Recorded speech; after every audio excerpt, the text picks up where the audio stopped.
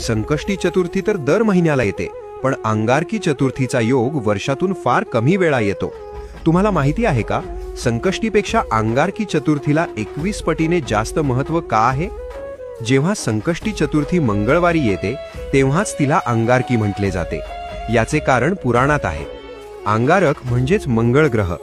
अंगारकाने गणपतीची हजारो वर्षे कडक तपश्चर्या केली होती.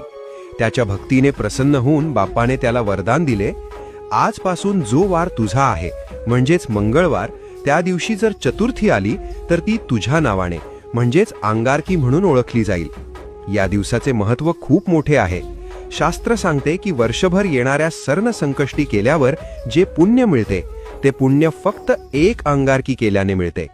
ज्यांच्या पत्रिकेत मंगळ दोष आहे किंवा ज्यांना कर्जातून मुक्ती हवी आहे त्यांच्यासाठी हा दिवस सुवर्ण संधी असतो.